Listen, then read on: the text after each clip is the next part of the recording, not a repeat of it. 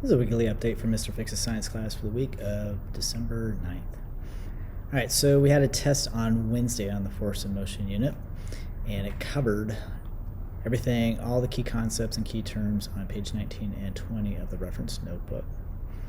We did some practice on Monday and Tuesday. I have links to all the practice. It includes doing a Kahoot review game. So we did this review game class, and also I placed it online on my weekly agenda so that they can answer some questions on their own. So it gives them feedback onto their responses.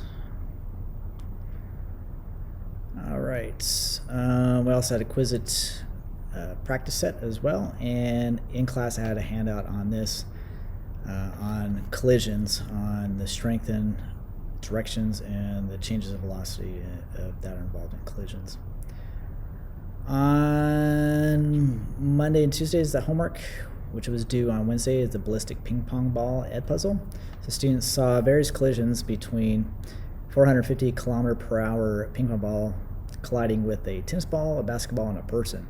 So again, they had to figure out, or they had to, based on the key concepts that we've learned, that in all collisions, the force involved on each object in the collision is the same strength in opposite directions, and that the change of velocity depend on the masses of the object. Students can retake this if they want.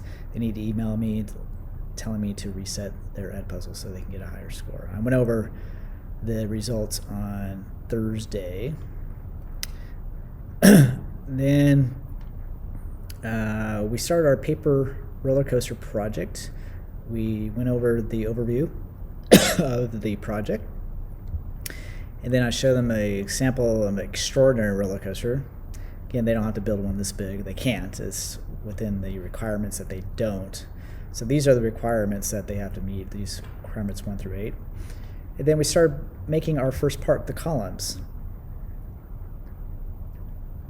So I emphasize it's very important that they need to be very methodical, deliberate, pay attention to the small details, don't rush things through to make quality parts.